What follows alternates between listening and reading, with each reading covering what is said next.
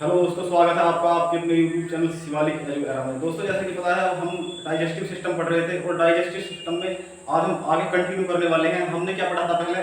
छोटी आंत में हमारा भोजन किस प्रकार जाता है, लाइपेज की, ट्रिप्सिन की बात करी थी, है ना। लाइपेज की बात करी थी, जो जो से उसमें से जो जो हार्मोन्स हमारी छोटी आंत के द्वारा हमें मिलते हैं उनके बारे में बात की थी।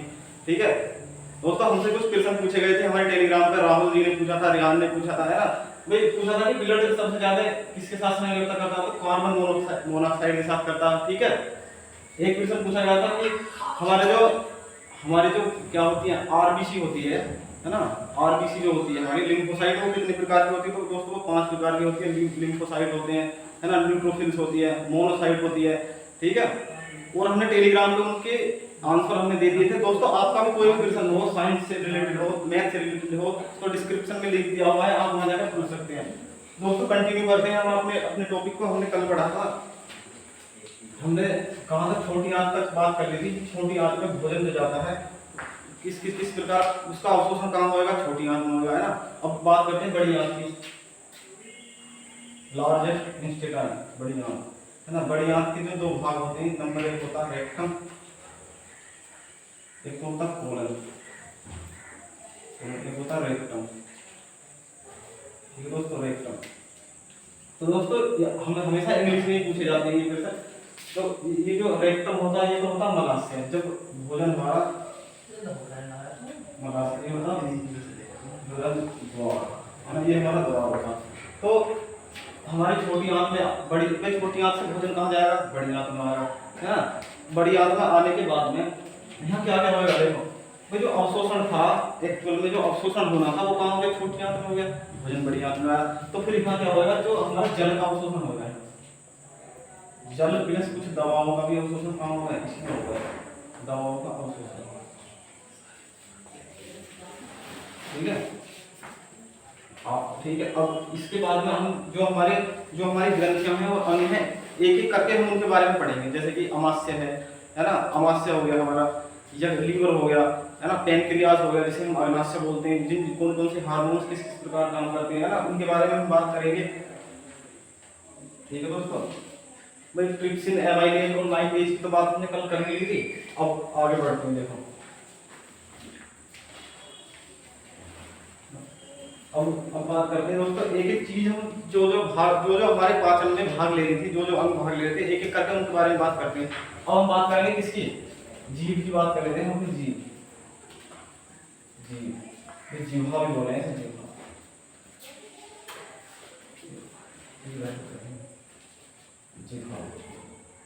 जीभ। ठीक है। जीभ की अगर हम बात करें दोस्तों, स्वाद के लिए कौन उत्तरदायी होगा? जैसे कि भोजन का हम स्वाद लेते हैं, तो वो कौन कौन से भाग हैं जिनसे स्वाद लिया जाता है? तो अगर मैं जीभ, हमारी जीभ ऐसा होता है, देखो इस तरह से होती है जैसे, है ना। ये हमारी क्या है? जीभ है ना। जो कि इसका काम क्या होता है? स्वाद का पता लगाने का काम किसका? जीभ का, है ना। जीभ में कितने 2000 से लेके 2000 से 8000 के बीच स्वाद कलिकाएं पाई जाती है। क्या पाई जाती है? स्वाद कलिका, स्वाद कलिका, स्वाद कलिका पाई जाएंगी, है ना। इन स्वाद कलिकाओं को हम बोलते क्या है? पिपेली। दोस्तों, ये पिपेली जो होती है ना, यही उत्तरदायी होती है इसके लिए, स्वाद के लिए, है ना। स्वाद के लिए उत्तरदायी होती है। अब मैं इसके बारे में बताता हूँ कौन सा स्वाद कहाँ से लिया जाता है। देखो, जो हमारा ये है, देखो किस तरह से हो रहा है, ऐसे ये जो है यहाँ से तुम लिया जाए, अगला भाग होगा, एक होगा मीठा। भाई अग्रभाग किसके लिए उत्तरदायी है? मीठे का मतलब कौन करेगा? यहाँ से। ठीक है। उसके बाद में यहाँ से हम बात करेंगे, ये होगा पार्श्व भाग, नमकीन, इससे नमकीन, ये बगल वाला भाग भी बोल सकते हैं, इसे बगल भाग, है ना। नमकीन की बात होगी। यहाँ हम बात करेंगे इसकी, खट्टे की, कौन सा होगा? खट्टा, खट्टा। ठीक है दोस्तों। और जो सबसे ये वाला भाग जो होता है, ये क्या होता है? कड़वा। ठीक है। और यहाँ होता है जो घिसन प्याज का जो तीखापन होता है ना, तीखा, तीखापन। ठीक है। तो क्वेश्चन पूछा जाता है कि मीठा जो होता है हमारा, मीठे स्वाद के लिए कौन जीव का कौन सा भाग उत्तरदायी होता है? तो कौन सा? अग्रभाग, है ना। अगर उसकी बात करें नमकीन की भाग करें तो कौन सा होगा? पार्श्व भाग, यानी कि बगल वाला भाग। ठीक है।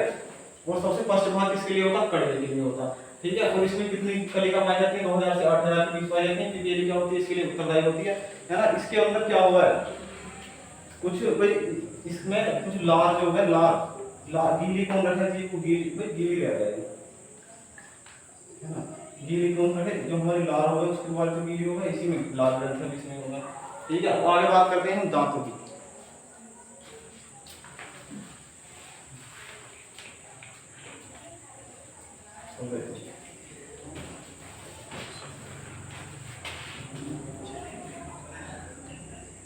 मानव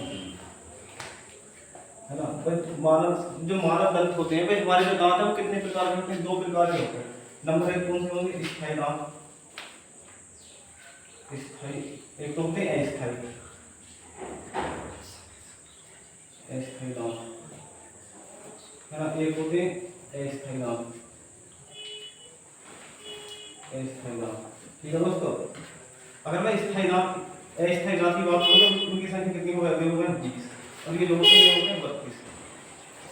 ठीक है, जो हमारे 20 दांत होते हैं एक्चुअल में होते क्या है, बूझ के दांत होते हैं हमारे दोस्तों। तो बूझ के दांत जाहिर सी बात है टूटने हैं, ये कौन से होते हैं, स्थायी दांत होते हैं, जो कि हमारे बाद में आते हैं। ठीक है, अगर आप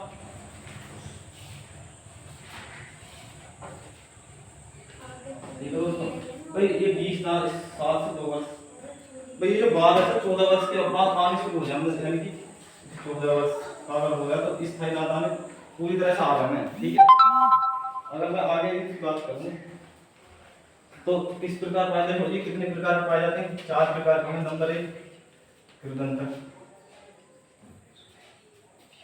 एक तो होता कृदंतक। ठीक है, नंबर दूसरे पे आते हैं रदनक। ठीक है, नंबर तीसरे पे आते हैं अग्रचैवर्णक, अग्रचैवर्णक। ठीक है, नंबर 4 की बात करूं चैवर्णक। ठीक है, भाई क्वेश्चन पूछा जाए, देखो ये जो हमारे दांत होते हैं कृदंतक, इनकी संख्या कितनी होगी भाई, हम ये जो 32 दांत हैं इनकी बात करेंगे पहले।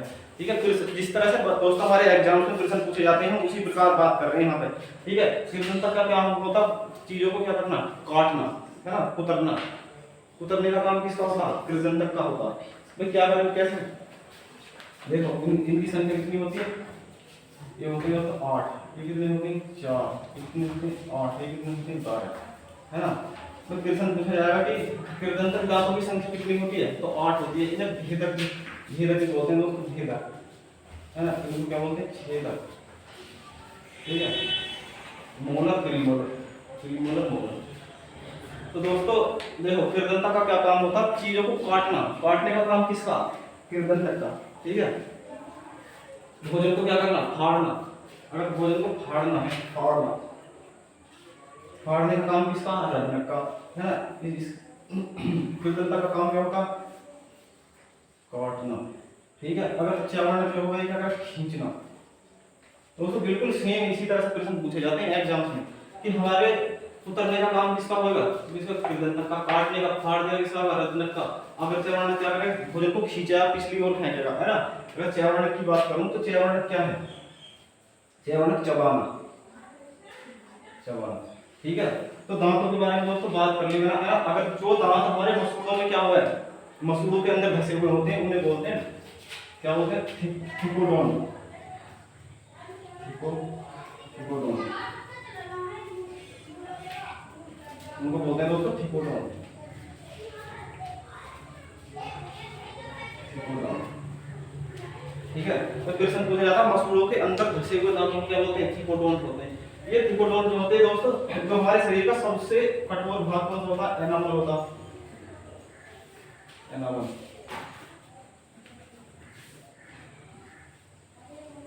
ये दोस्तों एनामल, एनामल, ये एनामल जो होता है इन्हीं थिकोडोन के नीचे, नीचे की ओर होता है। सबसे कठोर भाग कौन सा होता है, एनामल। ठीक है, तो दांतों के बारे में दोस्तों जितने प्रश्न पूछे जाते हैं बिल्कुल ऐसे इसी तरह से आते हैं, और हमने उनके बारे में बात कर ली है। ठीक है, अब एक एक अंक की बात करते हैं। इसके बाद में हमारा भोजन कहा जाता है अमावस्या में। ठीक है, तो अमावस्या की मैं बात करूंगा। अमावस्या देखो, अमावस्या की बात करते हैं,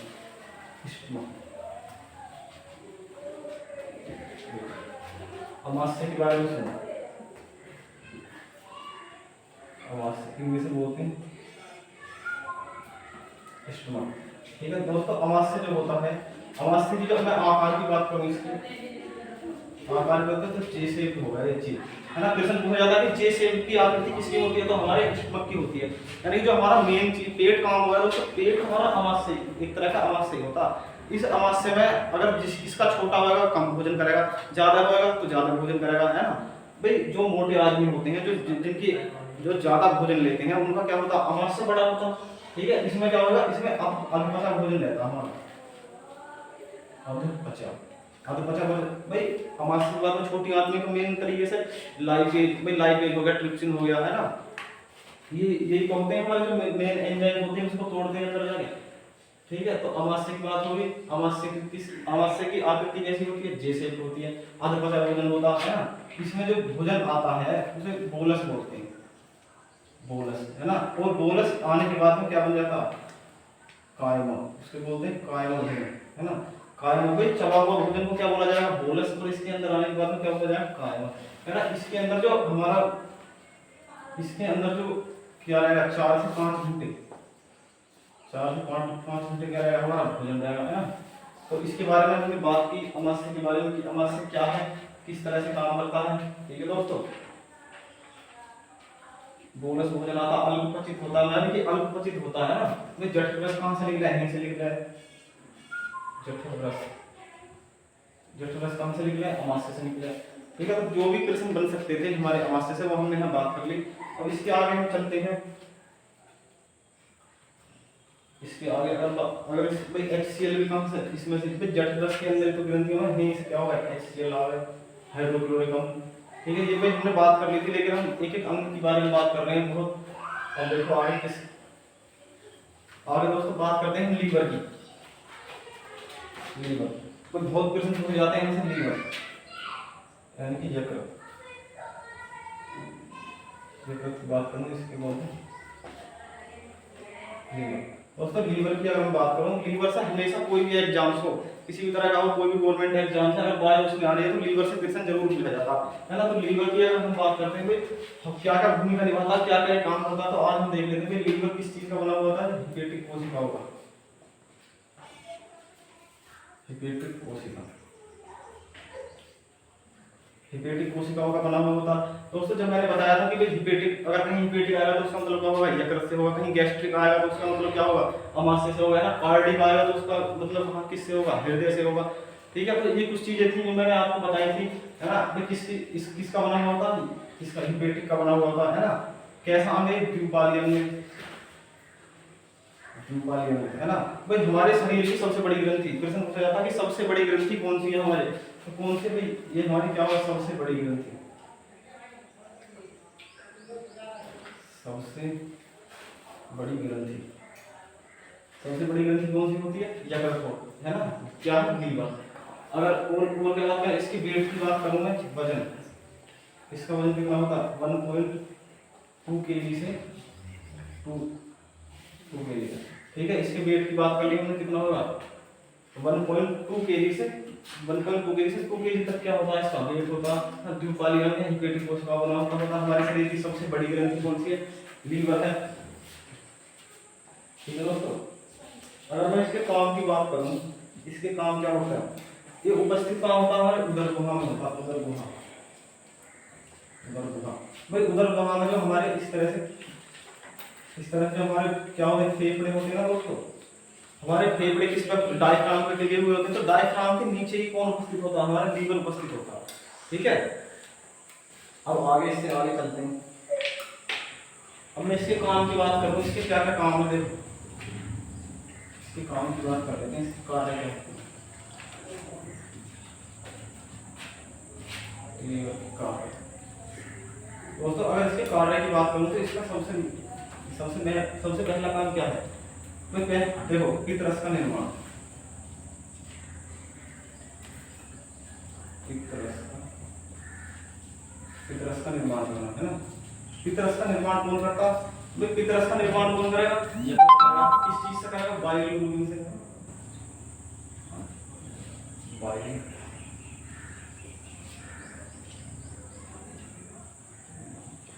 बाइलिरुबिन से करेगा, है ना। बायो भाई पितरस का निर्माण कौन करता है? यकृत करता है। किससे करता है? बायोग्लोबिन से करता है ना। ये पितरस इकट्ठा कहाँ होता है? संग्रह, पित्ताशय में, पित्ताशय में, तो पित्ताशय में क्या होगा? संग्रहित हो जाता है, पित्ताशय में संग्रहित हो जाता है ना। इससे क्या होता है? गैल ब्लैडर।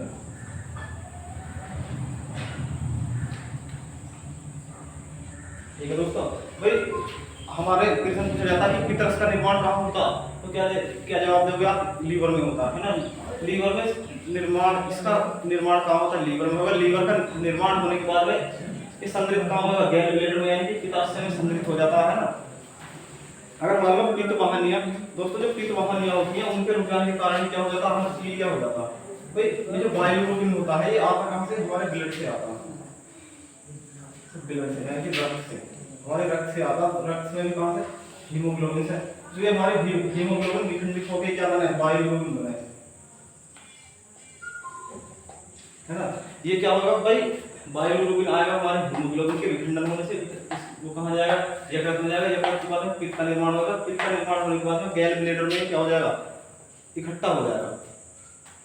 ठीक है दोस्तों, यहाँ पित्ताशय में संग्रहित हो जाता। दोस्तों कृष्ण, अगर कृष्ण में हमें पित्ताशय भी देता, लेकिन पित्ताशय के वित्त का निर्माण कहाँ होता, यानी कि बाइल का निर्माण कहाँ होता, तो आपको कहाँ बताना है? लीवर बताना है, यकृत बताना है, या जिगर भी बोल देते हैं इसको, जिगर है ना, जिगर में होता है ना। पित्ताशय आपको टिक नहीं लगाना है। ठीक है, बायोग्लोबिन की बात होगी। और देखो कि और क्या क्या काम करेगा। ठीक है, अब अगर और इसकी बात करूं तो प्रोटीन, देखो प्रोटीन देखो, विटामिन ए प्लस डी को क्या कर रहा है? संश्लेषण करता है, संश्लेषण है ना। अब इन्हें संग्रहित भी यही करे, संग्रहित करेगा। ठीक है, जो तो विटामिन की बात कर रहा हूँ, विटामिन प्रोटीन मिलती है। देखो विटामिन ए और विटामिन डी का जो संश्लेषण है वो कौन करता है? हमारे लीवर करता है ना। लीवर क्या करेगा? संश्लेषण करेगा, इन्हें अपने अंदर संग्रहित करेगा। ठीक है, संग्रहित करने के बाद में और क्या करता? अगर मैं कुछ प्रोटीन की बात करूं, प्रोटीन देखो भाई, विटामिन की बात होगी, कौन कौन सी विटामिन से संग्रहित करता? तो विटामिन ए, डी है ना। अब देखो आगे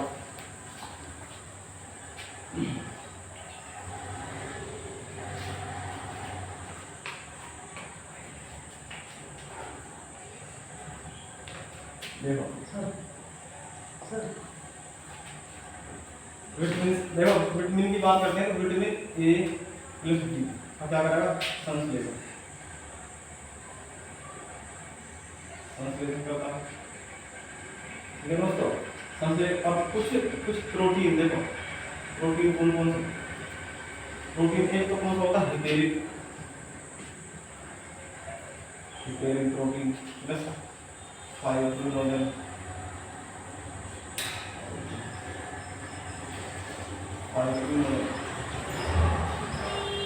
है ना।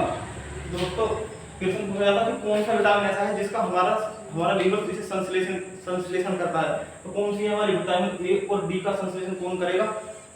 यकृत करेगा। ठीक है, प्रोटीन का कौन कौन से प्रोटीन का निर्माण करता है? हिपेरिन प्रोटीन, फाइब्रिनोजन प्रोटीन, है ना। एक प्रोटीन और होती है प्रोथ्रोम्बिन,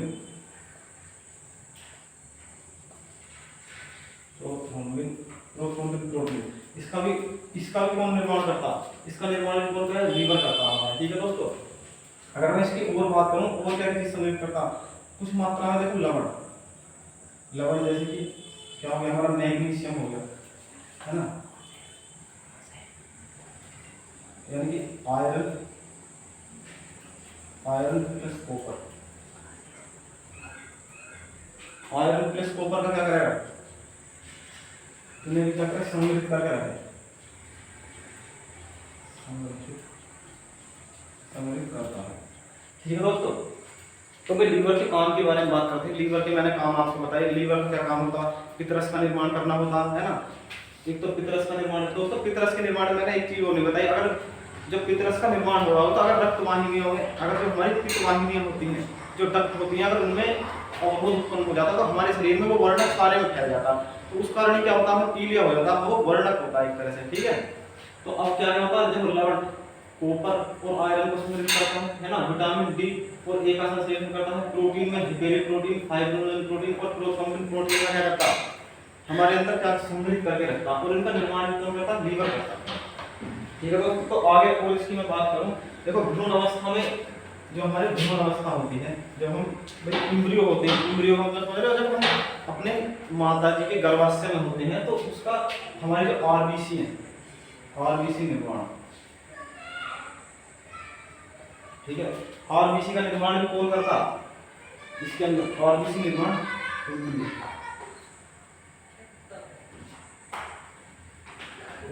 भ्रूण,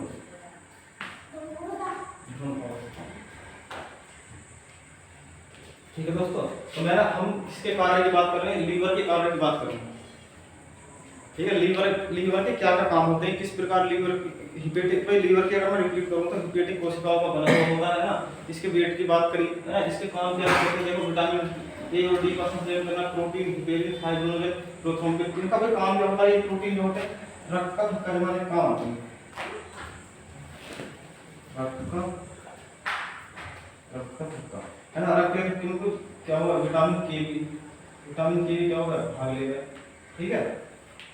तो भाई इसका काम किस प्रकार होता है, मैंने सारा आपको यहाँ पर बता दिया। अब इसका और सबसे मेन काम है, एक और क्या काम है, देखो भाई लीवर हमारे शरीर में लगभग 500 प्रकार के काम करता है। अगर इतना कॉम्प्लिकेटेड हमारा शरीर है, अगर हम इसको देखने लग जाएं तो बिल्कुल इसी में रह जाएंगे शरीर में, लेकिन हम चीजें वो पढ़ते हैं जो बिल्कुल सॉलिड हो और एग्जाम के पॉइंट ऑफ व्यू से बिल्कुल सटीक हो, जहां तक आज से क्वेश्चन पूछे गए हैं उससे पूरा 2 साल आगे बढ़ के हमें पढ़ रहे हैं, ठीक है दोस्तों।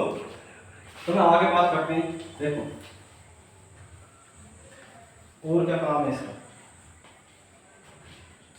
जो कोई एक्स्ट्रा एनर्जी होगी, देखो ग्लूकोज को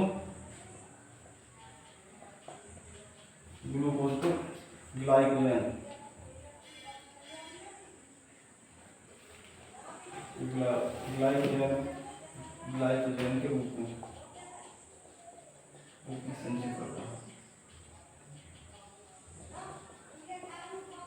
ठीक है दोस्तों। सबसे मुख्य काम क्या है इसका, जो हमारे अंदर एक्स्ट्रा ग्लूकोज बनेगी, है ना भाई, लोग कहते हैं कि शुगर हो गया, है ना, शुगर होने का कारण ये होता है कि हमारी जो ग्लाइकोजन के रूप में लीवर में संचित नहीं हो पाती हमारी जो एक्स्ट्रा एनर्जी, तो लीवर का क्या काम होता है, एक्स्ट्रा ग्लूकोज को ग्लाइकोजन के रूप में अपनी सेल्स में जो उसकी कोशिका होंगी उनके अंदर क्या करेगा, संचित कर लेगा, ठीक है। किस हार्मोन्स की वजह से होता है, ये आगे बढ़ाऊंगा, जो अग्नाशय से एक इंसुलिन हार्मोन निकलता है, उसका काम होता है ग्लूकोज को ग्लाइकोजन में परिवर्तन करने में सहायता करे, और होगा कहाँ है, लीवर में, ठीक है दोस्तों। तो और जो इसकी बात आरबीसी का निर्माण हो गया है ना, अब एक चीज और रहेगी जो हम लीवर से रिलेटेड, देखो जो हमारी अमोनिया होती है ना, आपको उत्सर्जन तंत्र में पढ़ाया था, अमोनिया क्या करेगा, यूरिया में परिवर्तन करेगा,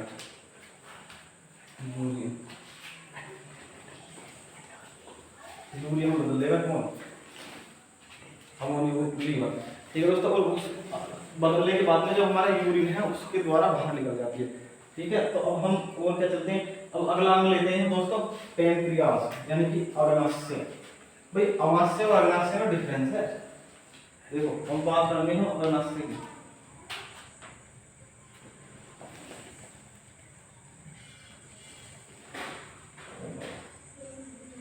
दोस्तों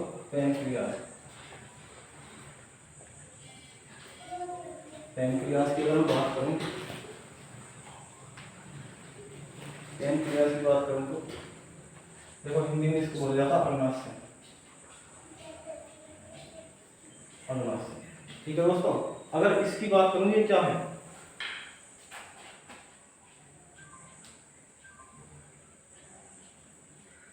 ठीक है भाई, पैंक्रियास की अगर मैं बात करूं तो ये क्या है, ये दूसरी सबसे बड़ी ग्रंथि है, दूसरी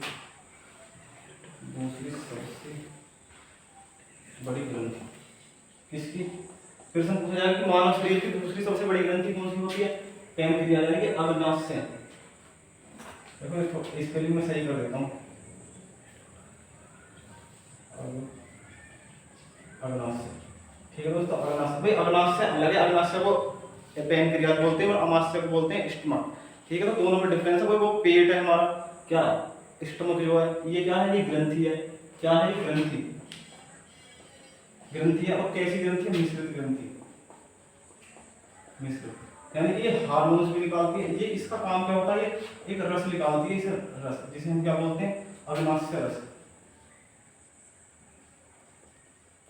अग्नाशय रस है ना। अग्नाशय रस को क्या करता है, अग्नाशय रस जब दुर्दीन में हमारा भोजन जा रहा होता है तो इसी डक्ट के द्वारा जाता है, जो कि पैनक्रियाज और बाइल डक्ट होती है। पैनक्रियाज और बाइल डक्ट के द्वारा ये कहाँ, हमारे ड्यूडेनियम में भोजन पहुंचता है ना। उसमें पहुंचने के बाद में यहीं से हमारे क्या हार्मोन्स रिलीज होते हैं, हार्मोन्स नहीं एंजाइम्स रिलीज होते हैं, है ना। एंजाइम्स रिलीज होंगे तो इसे अग्नाशय रस को पूर्ण पाचक रस कहा जाता है। पूर्ण पाचक रस, पूर्ण पाचक रस किसे कहा जाएगा, अग्नाशय रस को। ठीक है, इसका काम क्या, इसका काम दूसरी सबसे बड़ी ग्रंथि है, पूर्ण पाचक रस कहा जाता है। ग्रंथि कैसे, मिश्रित ग्रंथि है। दोस्तों अभी हमारे यूपीपीसीएस का पेपर हुआ था, इसमें ये वाला क्वेश्चन पूछा गया था कि निम्नलिखित में से मिश्रित ग्रंथि कौन सी है। उसमें ऑप्शन दिए हुए थे, ठीक है, तो कौन सी है, अग्नाशय मिश्रित ग्रंथि। ठीक है, अब अगर इसकी आगे बात करूं मैं, इसमें एक लेगरहिंस की दीपिकाएं पाई जाती है। देखो अब आगे चलो, यहाँ तक क्लियर होगी ना। इसमें क्या होता है, लेगरहिंस की दीपिका,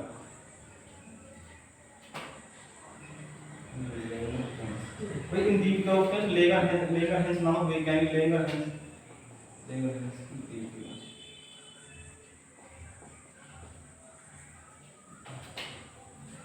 भाई इसमें लेगरहिंस की दीपिका,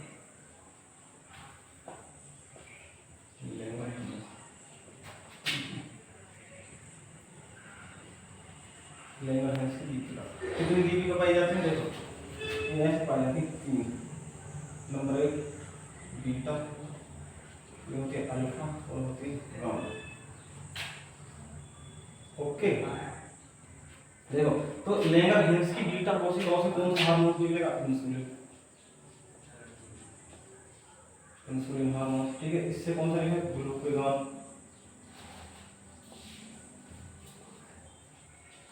ग्लूकागॉन। इससे सेमोटोस्टेरोन,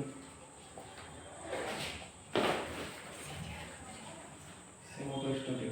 ठीक है, तो दोस्तों पैनक्रियाज के बारे में मैंने बात करी। पैनक्रियाज क्या है, एक मिश्रित ग्रंथि है ना। ये क्या करती है भाई, एंजाइम्स भी निकालती है ना, और क्या करती है, हार्मोन्स भी रिलीज करती है। हार्मोन का इंसुलिन हार्मोन निकालती है, ग्लूकागॉन, सेमोटोस्टेटिन, सेमोटोस्टेटिन यानी कि 3 प्रकार के हार्मोन्स निकालती है। ठीक है, इंसुलिन की अगर मैं बात करूं, इंसुलिन का क्या काम होता है, इंसुलिन भाई मैंने आपको बताया था जो हमारी एक्स्ट्रा ग्लूकोज है हमारे शरीर में,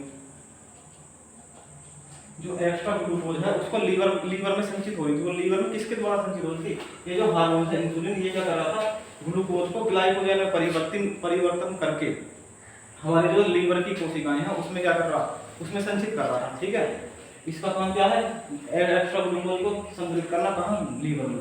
ठीक है, ग्लूकोन का क्या काम है, भाई ग्लूकोन क्या करेगा, जो हमारी ग्लाइकोजन के रूप में संचित हुई थी,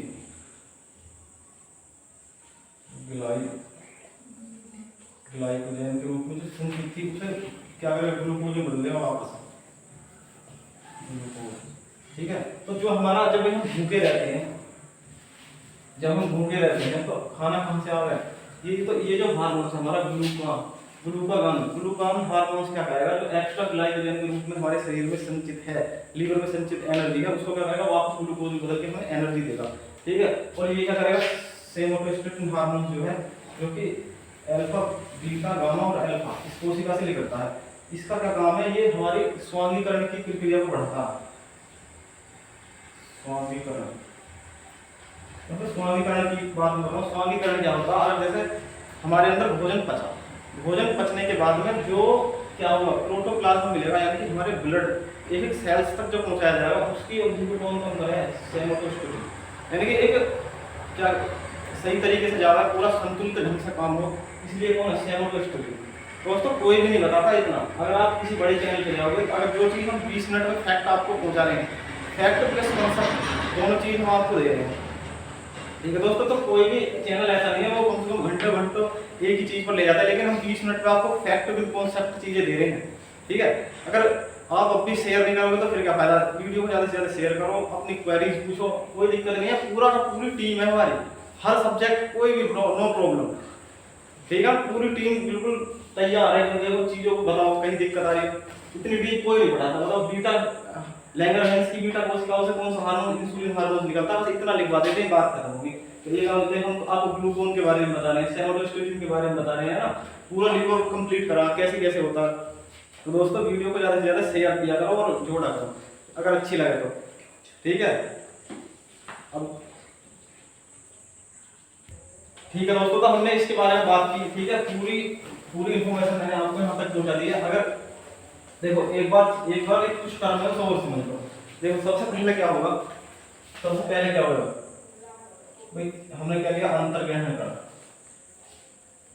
अंतर्ग्रहण भाई हम पाचन तंत्र के बारे में पढ़ रहे थे ना, तो पाचन तंत्र की बात हम कर रहे थे किस किस प्रकार। सबसे पहले क्या करा, अंतर्ग्रहण करा। दूसरे नंबर पर क्या करा, हमने उसका पाचन करा, पाचन। तीसरे नंबर पे क्या करा, अवशोषण करा। पाचन हो गया, अवशोषण करा, ठीक है। चौथे नंबर पे क्या काम करा, स्वांगीकरण करा। भोजन की बात करेंगे ना, भोजन का पूरा प्रोसीजर। अगर पांचवें नंबर क्या है, मल त्याग। देखो अंतर्ग्रहण की बात करूं, यानी कि मुख से हमने भोजन लिया, है ना, मुख में भोजन लिया, फिर उसका काम करा पाचन, इसका फिर पाचन करा, है ना। पाचन में जिन ग्रंथियों से हुआ, हमारी छोटी आंत, बड़ी आंत, है ना, अमाशय, लीवर, जिनके बारे में हमने टोटल बात की थी, क्या हुआ, अंतर्ग्रहण हुआ, पाचन हुआ। पाचन किसका हुआ, कार्बोहाइड्रेट का शुरू हुआ, है ना। अवशोषण की बात करूं तो छोटी आंत में,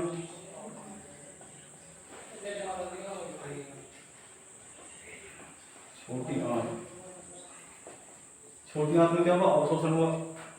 अब दोस्तों स्वांगीकरण की बात करो तो स्वांगीकरण किसके द्वारा हुआ, भाई हार्मोन्स मैंने अभी भी आपको बताया था, एक हार्मोन होता है सेरोटोनिन, जो कि